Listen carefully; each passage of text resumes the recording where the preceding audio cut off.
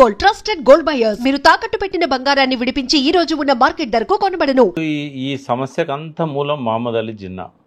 మహాత్మా గాంధీ చెప్పాడు, మత సామరస్యం ఉన్న దేశం మనది, గంగా జమున తెహజీబు. జమున అంటే బంగ్లాదేశ్లో ఉన్న గంగా. అయితే మనం కలిసి ఉందాము అని చెప్తే జిన్నా వినలేదు. అప్పుడు బ్రిటిష్ వాళ్ళు స్వాతంత్రం ఇచ్చే ముందు విడదీశారు. జిన్నా యొక్క రిక్వెస్ట్ మీద పాకిస్తాన్ సపరేట్ చేశారు. ఎందుకంటే ఎక్కువ మంది ముస్లిమ్స్ ఉన్నారు మా కంట్రీలో, అక్కడ ఎక్కువ మంది హిందువులు ఉన్నారు, మాకు ఇద్దరు కుదరదు కాబట్టి మాకు సపరేట్ చేయాల్సిందే అని పట్టుబట్టాడు. దాని మీద నిరాహార దీక్ష కూడా చేశాడు గాంధీ, దాన్ని ఆపడానికి. ఎంత చేసినా కూడా వినలేదు.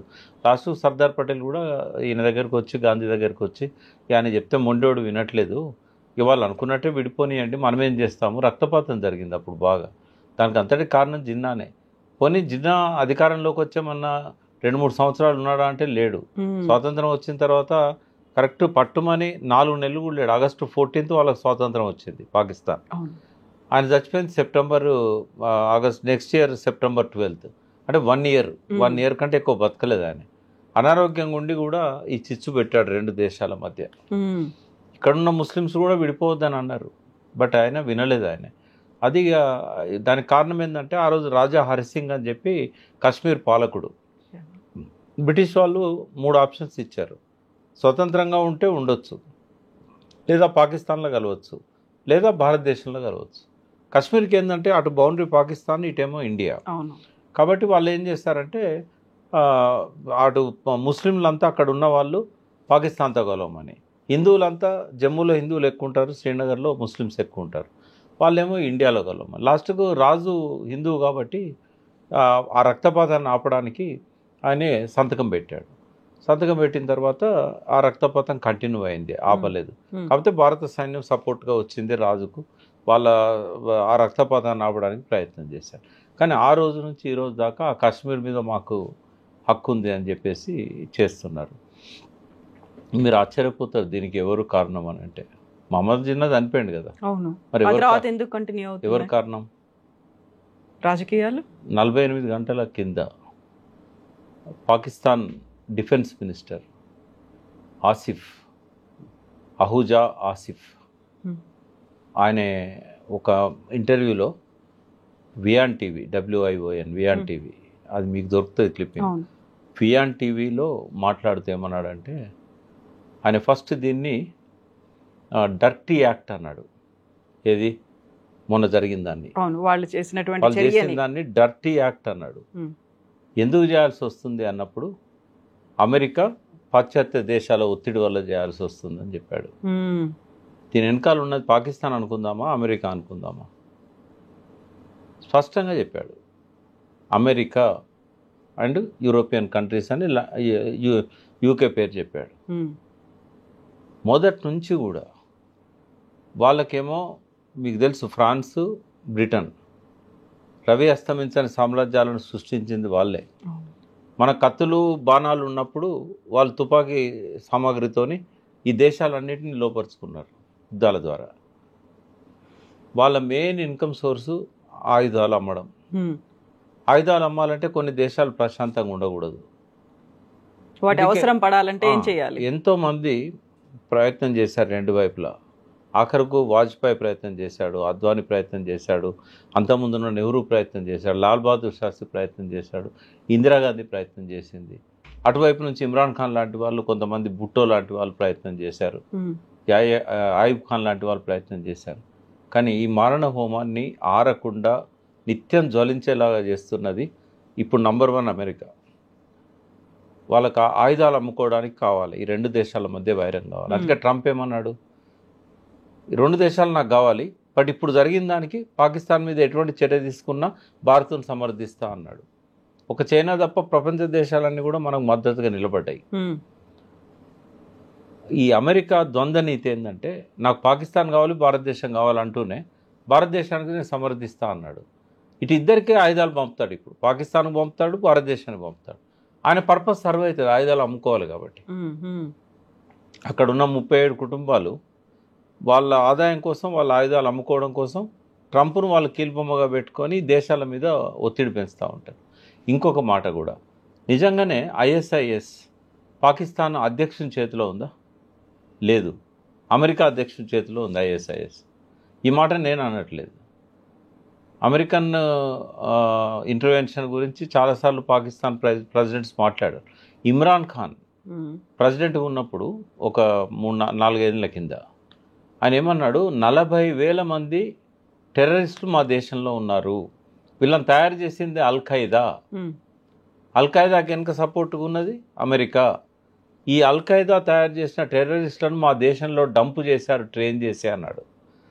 రెండవది ఏమన్నాడు, మా మిలిటరీ ఏదైతే ఉన్నదో వాళ్ళతో ఎక్సెస్లో ఉంది, ఈ టెర్రరిస్టులకు గన్లు ఇచ్చింది ప్రోత్సహిస్తున్నదంతా కూడా మా ప్రభుత్వం యొక్క మా ఆర్మీ. మీకు లైవ్గా దొరుకుతాయి క్లిప్పింగ్స్.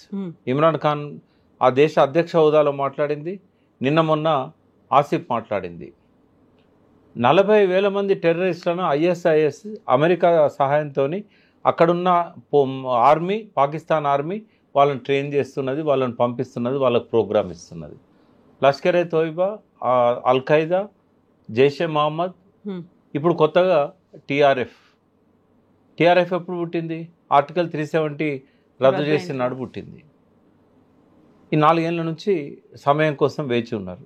అడపదడప 4-5 ఇన్సిడెంట్లు చేశారు, కానీ పెద్ద ఎత్తున 26-28 మందిని చంపింది ఇదే ఫస్ట్ టైం. ఇక్కడ ల్యాప్సెస్ కూడా ఉన్నాయి, సెక్యూరిటీ ల్యాప్సెస్ చాలా ఉన్నాయి. ఎందుకంటే మోడీ గారి మీద నమ్మకంతో మేము వచ్చాము అని చెప్పింది ఒక ఆవిడ. మేము కూడా అనుకున్నాం, మా ఫ్యామిలీ కాశ్మీర్ ఎన్నడూ పోలేదు, లడాక్ పోయినాం. లే సింధు నదిని చూసాం, మా అమ్మ చనిపోయినప్పుడు అస్థికలను నిమజ్జనం చేసాం. కానీ చైనా బార్డర్ దాకా పోయినాం, ప్యాన్గాంగ్ లేక్ అని 3 Idiotsలో ఉంటుంది లాస్ట్లో, అక్కడి దాకా కూడా పోయినాం. ప్రశాంతంగానే ఉంది లడాక్ కానీ, లే కానీ, ఎక్కడ చూసినా ఆర్మీ ఉంది, పర్యాటక ప్రదేశాల్లో కూడా ఆర్మీ ఉంది. బట్ అందరం కూడా ఏమనుకున్నామంటే శ్రీనగర్ కూడా పోవాలి, మా అమ్మాయి పిల్లలు కూడా పోయారు లాస్ట్ ఇయర్, అంత ప్రశాంతంగా కుదిరాడి మీరు ఎన్నడూ పోలేదు పోండి అని అన్నారు. కానీ ఇటువంటి సంఘటన జరుగుద్దని ఎవరం అనుకోలేదు. ఎందుకంటే 5 ఏళ్ళ నుంచి ఆర్టికల్ 370 రద్దు అయిన తర్వాత మారణ హోమం జరుగుద్ది అనుకున్న శ్రీనగర్ ప్రశాంతంగా ఉన్నది. 1-2 ఇన్సిడెంట్స్ తప్ప అంటే మ్యాసివ్గా ఇట్లా వచ్చిన మ్యాసకార్ అయితే కనబడలేదు. జాతీయ జెండా ఎగరేస్తున్నారు, ఎన్నికలు జరిగాయి, కొత్త ప్రభుత్వం ఏర్పడింది.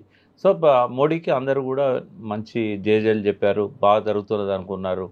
అయితే ఈ పర్టికులర్ ఇన్సిడెంట్ సంబంధించి ల్యాప్సెస్ ఏంటంటే, ఒకటి రోడ్ లేదు అక్కడికి, కాలినడకన రాళ్ళల్లో నుంచి పోవాలి, గుర్రాలెక్కి పోవాలి. పైకి వెళ్ళిన తర్వాత మినీ స్విట్జర్లాండ్ అనేది ఏదైతే అనుకుంటున్నారో అక్కడ ఒక్క పోలీసు లేడు, ఇది లేదు. అవతల పక్కన చైనా బార్డర్ ఉంది, రావడానికి ఆస్కారాలున్నాయి అటు పక్క నుంచి. ఏ రకమైన జాగ్రత్తలు తీసుకోకుండా గాలికి వదిలేశారు. మన తెలంగాణ నుంచి 80 మంది పోయారు. వాళ్ళంతా ఇంకొక సాయంత్రం పూటనో తెల్లవారో ఆ ప్లేసు పోయేవాళ్ళు. శ్రీనగర్లో హోటళ్లలో ఉన్నారు. వీళ్ళంతా కపిల్ చిట్ ఫండ్ సంబంధించిన వాళ్ళు, వాళ్ళ పేపర్లో వచ్చింది. ఇవాళ వాళ్ళ కర్ఫ్యూ వల్ల బయటకు రాలేని పరిస్థితి. ఆ హోటళ్ళని వాళ్ళు పహల్గామ్లో పోవాల్సిన పరిస్థితి ఉండే. కొంచెం లేట్ అయి ఉంటే ఈ 80 మందిలో 50 మంది చనిపోయేవాళ్ళు. అంటే ఇంత వాళ్ళని అడిగితే ఏమంటారంటే, మోడీ అంత ప్రశాంతంగా ఉందంటే మేము ధైర్యంగా వచ్చాము. కానీ ఎందుకో అక్కడ వీళ్ళు పరిశీలించాలి ఎక్కడ ల్యాప్సెస్ ఉన్నాయి, ఎందుకు ఉన్నాయి. అటువంటి మంచి ప్లేస్కు కనీసం రోడ్ లేకపోవడం ఏందమ్మా? మినీ స్విట్జర్లాండ్ అని చెప్పబడే పహల్గామ్కి శ్రీనగర్ దగ్గరలో ఉంది, ఒక రోడ్ లేదు. 20 నిమిషాలు వాడు గుర్రాలు నడిపేవాడు వచ్చి ఇన్ఫర్మేషన్ ఇస్తే మళ్ళీ 20 నిమిషాలు వీళ్ళు పోవడానికి అయింది. అంటే దాదాపు గంట లేట్గా పోయారు. అయినా వాళ్ళని పట్టుకోలేకపోయారు. పైనుంచి హెలికాప్టర్లో వాళ్ళ కోసం వెతికి పట్టుకునే అవకాశం ఉన్నా కూడా వీళ్ళు చేయలేకపోయారు. సో ఇవన్నీ ల్యాప్సెస్. అయితే తర్వాత పరిణామాలు, మోడీ గారు సౌదీ అరేబియా నుంచి అది క్యాన్సిల్ చేసుకొని వెంటనే దిగి ఎయిర్పోర్ట్లో మీటింగ్ పెట్టారు డిఫెన్స్ మినిస్టర్ అండ్ అమిత్ షాతో. ఏం నిర్ణయాలు తీసుకున్నారు? సింధు జలాలను ఆపేస్తాం, గేట్లు కూడా బంద్ చేశారు కదా 4ని. అసలు లేదమ్మా మన చేతిలో. సింధు జలాలను ఎక్కడ ఆపుతారు, ఎట్లా ఆపుతారు? ఇప్పుడు దాని గురించి మనం డీటెయిల్గా పోవాలి. సింధు జలాల ఒప్పందం 1960లో జరిగింది. ఇండస్ రివర్ అంటాం. ఇండస్ రివర్ టిబెట్లో మానస్ సరోవర్లో పుడుతుంది. మానస్ సరోవర్ నుంచి హిమాలయాస్ నుంచి మనకు కనబడేది ఎక్కడ, ఇండియాలో మనకు కనబడేది ఎక్కడ? ప్రధానమైన సింధు నది. అంటే ఓన్లీ చిన్న ప్రాంతము లే అనే ఒక సిటీ ఉంది. లే అనే సిటీ అది లడాఖ్లో ఉన్నది. అక్కడ మాత్రమే మనకు సింధు నది కనబడుతుంది. అక్కడ కొద్ది దూరమే. మనకు దాని మీద డ్యామ్ కట్టే పరిస్థితి లేదు, డ్యామ్ కట్టిన ఆ నీళ్ళను వాడుకునే పరిస్థితి లేదు. ఎటు చూసినా గుట్టలు, ఆడ సారవంతమైన భూములు లేవు, అన్ని హిల్స్ వ్యాలీసే. సో మనం కట్టుకోలేదు. ఎవరు కట్టారు? కింద పాకిస్తాన్ కట్టుకున్నది. పంజాబ్ అంటే ఏంది? 5 నదులు. నదులు ఏంటంటే రావి, బియాస్, సట్లెజ్, జీలం, చినాబ్. ఈ 5 నదులు కలిస్తే పంజాబ్. పంజాబ్ను 2గా డివైడ్ చేశారు. వెస్ట్ పంజాబ్ పాకిస్తాన్లోకి వెళ్ళిపోయింది, ఈస్ట్ పంజాబ్ మనకుంది. ఈస్ట్ పంజాబ్లో 3 నదులు ఉంటాయి, రావి, బియాస్, సట్లెజ్. వెస్ట్ పంజాబ్లో జినాబ్, చీలం. అయితే ఆ ఒప్పందంలో అప్పుడు ఆయుబ్ ఖాన్ను నెహ్రూ 1960లో రాసుకున్నది ఏంటంటే, చినాబ్, జీలం మీ దగ్గర ఉన్నాయి, వాటి వాటర్ను మీరు సంపూర్ణంగా వాడుకోండి. సింధు నది కూడా మా దగ్గర వాడుకోవడానికి అవకాశం లేదు, ప్రధాన సింధు నది మీ దగ్గరనే ఎక్కువ భాగం ప్రవహిస్తుంది సారవంతమైన భూముల మధ్యలోకి వెళ్ళి, అది మీరే వాడుకోండి, డ్యామ్ కట్టుకోండి. మా దగ్గర ఉన్నది రావి, బియాస్, సట్లెజ్ ఉపనదులు. ఇవి పంజాబ్, హర్యానా ప్రాంతంలో ఉంటాయి.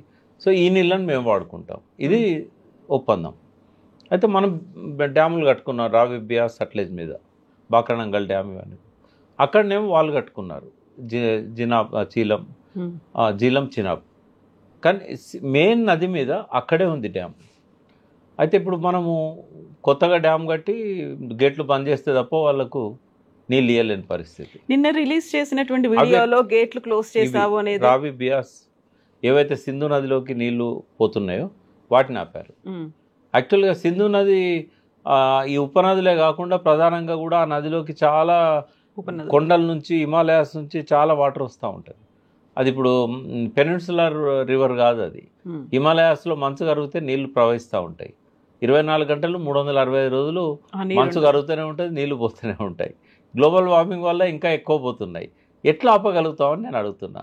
ఇప్పుడు ఒకవేళ లే దగ్గర నువ్వు డ్యామ్ కట్టినావు అనుకో, ఎత్తు డ్యామ్ కట్టాలి, దాన్ని ఆపాలంటే కొన్ని వందల టీఎంసీలు స్టోర్ చేయాలి. లే టౌనే ఉండదు, అది ఆ లడక్ రాజధాని, అది లేహ్ అనేది. ఇవాళ వాళ్ళకి స్వయం ప్రతిపత్తి ఇచ్చారు లే అనేది.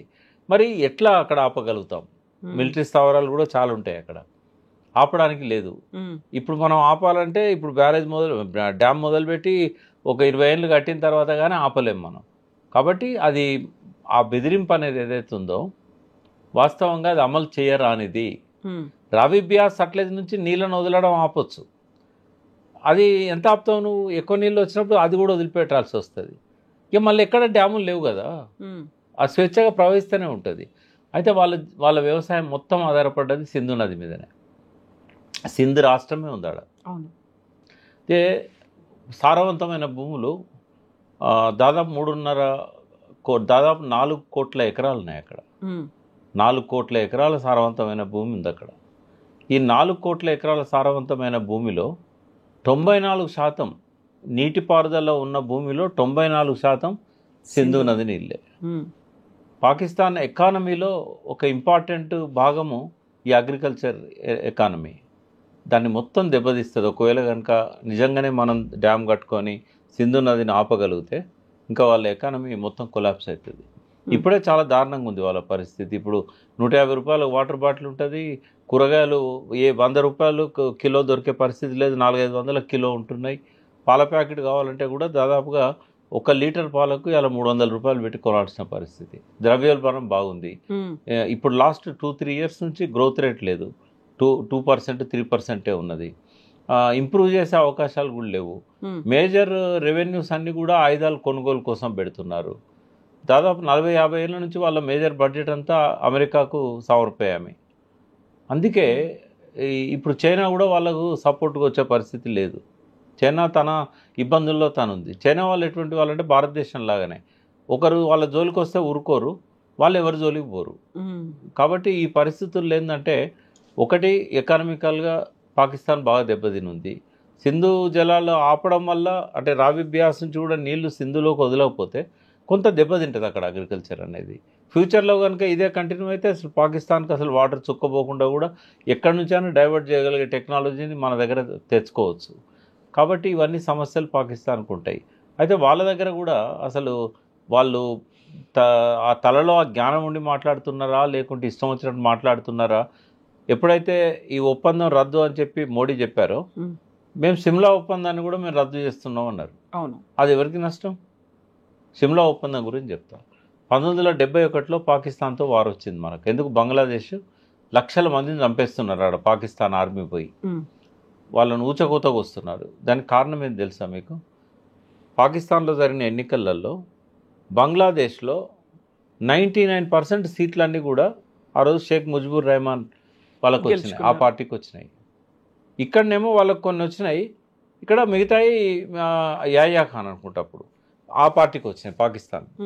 ఈ అధికారం ఎవరికి రావాలి అంటే బంగ్లాదేశ్ వాళ్ళు పాకిస్తాన్ పరిపాలన చేయాలి, ఎందుకంటే ఎక్కువ సీట్లు వాళ్ళు గెలిచి మెజారిటీ వాళ్ళకు వచ్చినాయి, వర్టికల్గా డివిజన్ వచ్చింది.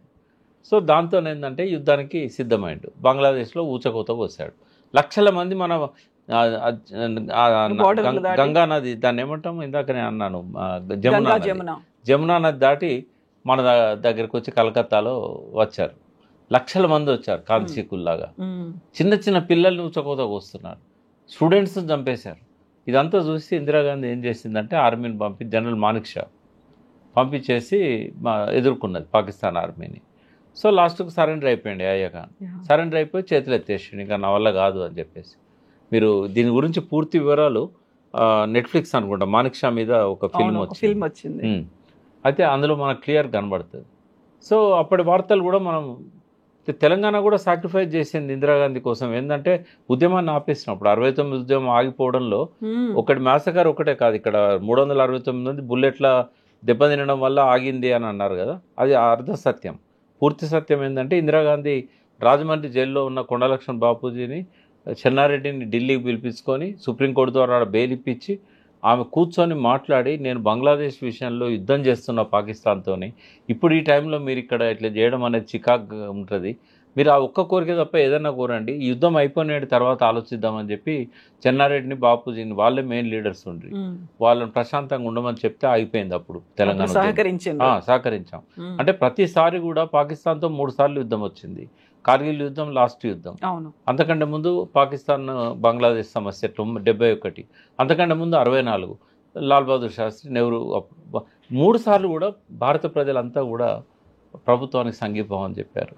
ఇప్పుడు కూడా మళ్ళీ యుద్ధం వస్తున్నది, అయితే వస్తున్నది. అయితే 71 యుద్ధం అప్పుడు ఏమైందంటే ఆ బంగ్లాదేశ్ను కాపాడడానికి చొచ్చుకొని పోయారు మన సైన్యం పాకిస్తాన్లోకి, ఇటు వెస్ట్ పంజాబ్ అని చెప్పాను కదా, అటువైపు, తర్వాత హిమాలయాస్లో కూడా. ఎంత దూరం పోయారంటే దాదాపు 13,000 చదరపు కిలోమీటర్లు. మేము ఇక సరెండర్ అవుతున్నాము, మా భూభాగం మాకు ఇవ్వండి, అంత దూరం లోపలికి వచ్చారు కదా. పాక్ ఆక్రమిత కాశ్మీర్నేమో వాళ్ళు వదలరు. కానీ ఇందిరాగాంధీ ఏం చేసింది, ఎక్కడో ఒక ఫుల్ స్టాప్ ఉండాలి, మనం పాకిస్తాన్ ఆక్రమించుకోవడానికి కాదు కదా యుద్ధం చేసింది, కాబట్టి ఆ పాక్ ఆక్రమిత కాశ్మీర్ 48 నుంచి వాళ్ళ దగ్గర ఉంది, దాన్ని పక్కకు పెట్టి ఈ 13,000 చదరపు కిలోమీటర్లను వాళ్ళకు వదిలేసింది. వదిలేసి ఒక లైన్ ఆఫ్ కంట్రోల్ అని గీత గీశారు, ఎల్ఓసి గీత గీసి వెనక్కి వచ్చేసారు. వీడికి ఏమన్నా దిమాక్ ఉందా? వాడు సిమ్లా ఒప్పందాన్ని రద్దు చేస్తే ఏమవుతుంది, ఎల్ఓసి అనేది ఉండదు, ఇక మనం ఎంత దూరం అయినా పోవచ్చు. మనం వానికి ఇచ్చిన భూమిని ఇవాళ వాడు వదులుకున్నాడు ఈ ఒప్పందాన్ని రద్దు చేసుకోవడం ద్వారా, అది మనదే అవుతున్నట్టే. అంటే వాడు ఎక్కిన కొమ్మని నరుక్కున్నాడు. ఇప్పుడు మళ్ళీ మన సైన్యం స్వేచ్ఛగా పోతుంది, there is no line of control. ఆ గీత గీసింది దాన్ని రద్దు చేసుకున్న తర్వాత ఏముంటుంది ఇంకా. కాబట్టి యుద్ధానికి ఒక తెర తీసినట్టు అయింది దాంతో. తర్వాత ఇవాళ ట్రంప్ సపోర్ట్ ఇవ్వడము, ఇజ్రాయెల్ సపోర్ట్ ఇవ్వడం, ఫ్రాన్స్ సపోర్ట్ ఇవ్వడం, అన్ని ఈజిప్ట్ దగ్గర నుంచి అన్ని దేశాలు మనకు సపోర్ట్ ఇవ్వడం వల్ల మోడీకి ఎక్కడ లేని కొండంత బలం వచ్చింది. నాకు తెలిసి ఆర్ఎస్ఎస్ మొదటి నుంచి కూడా అఖండ భారత్ అని వాళ్ళకు స్లోగన్ ఉంది. ఈ బర్మా కానీ, నేపాల్ కానీ, ఈ తర్వాత బంగ్లాదేశ్ కానీ, తర్వాత పాకిస్తాన్ కానీ, ఆఫ్ఘనిస్తాన్ కానీ, గాంధార దేశం, ఇవన్నీ కూడా మనదే భారతదేశమే అనేది గోల్వాల్కర్ గారు పాంచజన్యంలో చెప్పారు, బంచ్ ఆఫ్ థాట్స్. కాబట్టి నాకు తెలిసి మోడీ గారికి ఆర్ఎస్ఎస్ సిద్ధాంతాన్ని అమలు చేయడానికి ఇంతకంటే మంచి అవకాశం అయితే రాదు. కాబట్టి చరిత్రలో ఇదొక మొన్నటి మ్యాసకర్ ఏదైతే ఉన్నదో అది పాకిస్తాన్ను చెరిపివేసే విధంగా అడుగులు పడుతున్నాయి. అంటే జాగ్రఫికల్గా ఇంకా పాకిస్తాన్ అనేది ఒక దేశంగా ఉంటుందా ఉండదా అనే ఒక సందిగ్ధం అనేది ఇప్పుడు వచ్చింది. ఇందులో డిఫరెంట్ వర్షన్స్ అనేవి ఉన్నాయి. ఇందులో మీరు చెప్పినట్టుగా అందులో సెక్యూరిటీ ల్యాప్సెస్ అనేవి కూడా కనిపిస్తున్నాయి. అక్కడి దాకా పోలీసులు లేకుంటే అక్కడ ఉన్నటువంటి బార్డర్ సెక్యూరిటీ ఫోర్సెస్, మిలిటరీ అక్కడికి ఎందుకు వెళ్ళలేకపోయింది అనే దాంతో పాటుగా స్థానికులు కూడా సహకరించారు అనేది ఉంది. ఆ తర్వాత అమెరికాలు కావచ్చు, రష్యానో మిగతా వాళ్ళ ఆయుధాలని అమ్ముకోవడానికి ఎంకరేజ్ చేశారు అనే దాంతో పాటుగా పాకిస్తాన్ చేస్తున్నటువంటి తప్పిదాలు, ఆ తర్వాత రాజకీయంగా ఉన్నటువంటి అనుకూలమైనటువంటి అంశాల్లో కాశ్మీర్ కూడా ఒకటి భాగంగా కనిపించింది ప్రతిసారి అనేటువంటి వాదనలు కూడా ఉన్నాయి కదా. ఇవన్నీ చూసిన తర్వాత ప్రస్తుతానికైతే అక్కడ ఆ రోజు జరిగినటువంటి సంఘటనలో పేరు అడిగారు, మతం అడిగారు, వాళ్ళని ప్యాంట్లు ఇప్పి చూపించమన్నారు, ఆ తర్వాత కల్మా చదవమన్నారు. ఇదంతా కూడా ముస్లింలు చేసిన పని. అక్కడ ఉన్నటువంటి తీవ్రవాదులు ముస్లింలు, వాళ్ళు హిందువులనే టార్గెట్గా చేసుకొని చంపేశారు అనేటువంటి ఇవన్నీ చూసిన తర్వాత మళ్ళీ భారతదేశం అంతా ఒకటిగా అయింది. ముస్లింలు కూడా మేమున్నాము, పాకిస్తాన్ని లేపేయాలి, లేకపోతే ఇక్కడ ఇలాంటి దాన్ని అనగదొక్కాలి, సర్జికల్ స్ట్రైక్స్ చేయాలి అనేది ఉంది కదా. ఈ మొత్తం ఎంటైర్ వెర్షన్లో రాజకీయ కోణం అనేది మీరు చూస్తున్నారా? ఇందులో రాజకీయ కోణం అటు సైడ్ నుంచి ఉంది. ఇది మన దగ్గర ఏం లేదు, ప్యూర్లీ మత కోణం కాదు ఇది. అది వాళ్ళు ఆ మత కోణాన్ని రెచ్చగొట్టడానికి వాళ్ళు ఇవన్నీ చేశారు ఇప్పుడు చెప్పినాయి. కానీ చేయించింది అమెరికా, చేసింది ఐఎస్ఐ. ఈ ఐఎస్ఐ ఇప్పుడు పాకిస్తాన్ ఆర్మీ అనేది పాకిస్తాన్ పాలకుల చేతుల్లో లేదు, అవును, డైరెక్ట్ అమెరికా చేతుల్లో ఉన్నది.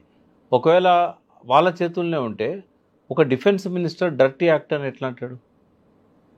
వాళ్ళ టెర్రరిస్టులు చేసిన దాన్ని ఆయన సమర్థించుకోవాలి, లేకుంటే మీడియా ముందు మాట్లాడకుండా మౌనంగా ఉండాలి. డర్టీ యాక్ట్ అని ఎందుకంటాడు? కాకుండా డర్టీ యాక్ట్ అని మళ్ళీ వెంటనే ఆగకుండా అమెరికా చేయించిందని చెప్పాడు. రెండు వెర్షన్స్ ఉన్నాయి కదా. ఇప్పుడు ఆర్మీ చీఫ్ కూడా మునీర్ చేసినటువంటి వ్యాఖ్యలు కూడా ఇప్పటికీ కాశ్మీర్ మా బ్లడ్లోనే ఉంది, మేము హిందువుల్లాగా మాత్రం ఉండము, అలా ఆలోచించము అనే ఒక మాట కూడా ఆయన అన్నాడు కదా. ఆ తర్వాతే ఈ సంఘటనలన్నీ జరిగాయి అని. కాశ్మీరు నిజంగానే కాశ్మీర్ వాళ్ళకి కావాలనుకుంటే యుద్ధం చేయాల్సి వస్తుంది. ఇట్లా చంపితే కాశ్మీర్ ఇస్తారా? ఆడికి వేణువులను 10 మందిని చంపితే కాశ్మీర్ వస్తుందా? వాళ్ళకు ఎప్పటికీ రాదు కదా. యుద్ధం చేయాలి వాళ్ళు. మనం ఎట్లయితే 13,000 చదరపు కిలోమీటర్లను ఆక్రమించుకున్నామో వాళ్ళు ఆక్రమించుకోవాలి వచ్చి. దౌత్య సంబంధాల ద్వారా కాశ్మీర్ వాళ్ళకు రాదు, ప్లెబిసైట్ ఇండియన్ గవర్నమెంట్ పెట్టదు. ఇక ఎట్లా వస్తుంది కాశ్మీర్? ఒకరిద్దరిని చంపితే కాశ్మీర్ వస్తుందా? లేదా 50 మంది చంపితే వస్తుందా? 100 మంది మిలిటరీని బాంబు పెట్టి పేలిస్తే వస్తుందా? రాదు కదా. ఇది కేవలం ఏంటంటే రెండింటి మధ్య అశాంతిని క్రియేట్ చేసి ఆయుధాలు అమ్ముకోవడానికి వాళ్ళు చేస్తున్న ప్లానే తప్ప వేరే కాదు. పాకిస్తాన్ పాలకులను కూడా ఒక అసమర్థ పాలకుల కింద జమగట్టాలి తప్ప, ఎందుకంటే వాళ్ళ కంట్రోల్లో వాళ్ళ ఆర్మీ లేదు. ఇప్పుడు ఎవరు అన్నది పక్క పెడదాం, డిఫెన్స్ మినిస్టర్ ఆ మాట అన్నాడంటే ఇంకా వాళ్ళ చేతిలో ఏమున్నది చెప్పండి. రెండే మార్గాలు ఉంటాయి మోడీ గారికి. ఒకటి, దౌత్య సంబంధాల ద్వారా ఇటువంటి మళ్ళీ జరగకుండా అమెరికా మీద ఒత్తిడి తెచ్చి, కాశ్మీర్ పంజాబ్ దీని మీద కాదు, పాకిస్తాన్ మీద కాదు ఒత్తిడి తేవాల్సింది, అమెరికా మీద ఒత్తిడి తేవాలి. అమెరికా మీద ఒత్తిడి తెచ్చి ఇంకోసారి జరగకుండా చెప్పాలి, మాకు ఖచ్చితమైన సమాచారం ఉంది, అమెరికా దీన్ని ఎంకరేజ్ చేస్తున్నది, డిఫెన్స్ మినిస్టర్ స్టేట్మెంటే దానికి ఆధారము. తర్వాత మా కంట్రోల్లో లేరు అని చెప్పడానికి 40,000 మంది టెర్రరిస్టులను మా కంట్రోల్లో లేరు అని సాక్షాత్తు ఆ పాకిస్తాన్ అధ్యక్షుడు ఇమ్రాన్ ఖాన్ ఉన్నప్పుడే ప్రకటించిండు. కాబట్టి మీరే చేస్తున్నారు అని అన్ని దేశాలతో అమెరికా మీద ఒత్తిడి తీసుకొస్తే తప్ప ఈ టెర్రరిజం ఆగదు. తాలిబాన్లను ప్రోత్సహించింది వాళ్ళే. వాషింగ్టన్ డీసీ తీసుకుపోయి, అమెరికా క్యాపిటల్ తీసుకుపోయి వాళ్ళకు 7 స్టార్ 5 స్టార్ హోటళ్ళలో మర్యాదలు చేసింది వాళ్ళే. తిరిగి వాళ్ళు ఇచ్చిన వెపన్సే వాళ్ళకు అగెనిస్ట్గా మోగినాయి ఎక్కడ ఆఫ్ఘనిస్తాన్లో. లాస్ట్ వాళ్ళు పరారు కావాల్సి వచ్చింది అక్కడ నుంచి. తాలిబాన్ల చేతికి రాజ్యాధికారాన్ని ఇచ్చారు. తాలిబాన్లకి ఇప్పుడు అమెరికా కూడదు. అందుకే తాలిబాన్లు ఏం చేశారు, ఇటువంటి ఈ చర్య హేయమని చెప్పేసి వాళ్ళు టెర్రరిస్టులే కానీ ఈ నిన్నటి ఇన్సిడెంట్ను వాళ్ళు ఖండించారు. అవును, అంటే ఇదంతా అమెరికా చేస్తున్నదమ్మా. ఇప్పుడు పాకిస్తాన్ మీద ఏం చేసినా కూడా ఉపయోగం లేదు. కాబట్టి అమెరికా మీద ఒత్తిడి తెచ్చే విధంగా మోడీ దౌత్య సంబంధాలు చేయాలి. రెండవది ఏంటంటే, పాకిస్తాన్కి సంబంధించినంత వరకు ఇక ఆయన ముందున్న మార్గం ఏంటంటే, ఒకవేళ కనుక పాకిస్తాన్ కలుపుకోవాలంటే ఆయనకి ఇంతకంటే మంచి అవకాశం అయితే రాదు. ప్రపంచం అంతా మనతో ఉంది ఇప్పుడు ఈ ఇన్సిడెంట్ తర్వాత. ఇంకా ఆయన చరిత్రలో పాకిస్తాన్ లేకుండా చేయాలంటే మారణకాండ జరుపుతారు. దానివల్ల చాలా జన నష్టం అవుతుంది. వాళ్ళ వల్ల కూడా మన దగ్గర జన నష్టం అవుతుంది. న్యూక్లియర్ వెపన్స్ ఉన్నా తీయకపోవచ్చు, ఎందుకంటే వేసేవాడికి నష్టం జరుగుతుంది. మన దగ్గర కూడా న్యూక్లియర్ వెపన్స్ ఉన్నాయి. బట్ న్యూక్లియర్ వెపన్ వాడకపోయినా కూడా లక్షలాది మంది చనిపోతారు. రెండు దిక్కులా కూడా యుద్ధం నష్టం ఎన్నడూ లేనంతగా జరిగే అవకాశం ఉంటుంది. ఇప్పుడు అలాంటి అనివార్యమైనటువంటి పరిస్థితి వచ్చిందా? ఇప్పుడు వెనకాలన్నది ఆర్ఎస్ఎస్ కాబట్టి వాళ్ళ అఖండ భారత్ స్లోగన్ ఉంది కాబట్టి. బట్ మాలాంటి వాళ్ళం మేము చెప్పేది ఏంటంటే సర్జికల్ స్ట్రైక్ చేయండి. ఎన్నైతే 40,000 మంది టెర్రరిస్టుల క్యాంపులను ఏరేరి తుడిచివేయండి, వాటి మీద మారణహోమం చేయండి. కానీ పాకిస్తాన్లో కూడా అమాయక ప్రజలు ఉన్నారు, రెక్కాడితే డొక్కాడని వాళ్ళు ఉన్నారు, తిండి లేక చాలా పేదరికంతో ఉన్నది పాకిస్తాన్. ఆ ప్రజల మీద సానుకూలంగా ఉండాలి. ఒక దేశాన్ని తుడిచివేయడం అనేది మంచిది కాదు. మంచికో చెడ్డకో ఇప్పుడు 70 ఏళ్ళ నుంచి వాళ్ళకు ఉనికి ఉంది. 78 ఏళ్ళు అయింది వాళ్ళు ఏర్పడి. ఆ 78 ఏళ్ళ నుంచి ఉన్న దేశాన్ని కలుపుకోవాలనే ఆలోచన మాత్రం కరెక్ట్ కాదు. ఇట్లాంటి మనం ల్యాప్సెస్ లేకుండా మన ప్రజల్ని మనం ప్రొటెక్ట్ చేసుకోవాలి, మన సైనికులను మనం ప్రొటెక్ట్ చేసుకోవాలి. యుద్ధాలు జరుగుతూ ఉంటాయి, బార్డర్ దగ్గర ఘర్షణలు జరుగుతూ ఉంటాయి. సర్జికల్ స్ట్రైక్ ద్వారా మనం చేయడం తప్పేం కాదు. డ్రోన్ టెక్నాలజీని వాడి వాళ్ళ ఉనికిని పట్టుకోవడం కష్టం కాదు. కాబట్టి వాటికి పరిమితం కావాలి. కార్గిల్ యుద్ధం అప్పుడు ఎట్లాంటి అనుసరించారో ఆ మేరకే ఉంటే బెటర్. కానీ దేశాన్ని ఆర్ఎస్ఎస్ సిద్ధాంతంలో భాగంగా కైవసం చేసుకోవాలనేది మాత్రం కరెక్ట్ కాదు. సిమ్లా అగ్రిమెంట్ రద్దు చేస్తే మనకే మంచిది. తర్వాత జలాల మీద ఒప్పందాన్ని రద్దు చేయడం వల్ల మన కంట్రోల్లోకి వచ్చింది సింధు నది. ఎంత ఆపాలి, ఎప్పుడు ఆపాలి, ఎట్లా ఆపాలి అనేది మన నిర్ణయము. ఇప్పటికైనా లే దగ్గర ఒక డ్యామ్ కట్టగలిగితే ఆ సింధు నది వాటర్ను పోకుండా ఆపగలుగుతాం. పాకిస్తాన్ను అదుపులో పెట్టుకోవాలనుకున్నప్పుడు ఇది ఒక ఇంపార్టెంట్ చర్య అవుతుంది. ఎక్కడ అవకాశం ఉంటే అక్కడ డ్యామ్స్ కట్టి ఆ వాటర్ను మనమే స్టోర్ చేసుకొని కాళేశ్వరంలో ఉన్న పంపింగ్ లాంటి 135, 140 మెగావాట్ల పంపులు పెట్టి ఇతర ప్రాంతాలకు ఆ నీళ్లను పంపించుకోగలిగితే ఆ మిగతా ప్రాంతాలు సస్యశ్యామలమైతే పాకిస్తాన్ను కట్టడి చేయడానికి అవకాశం ఉంది.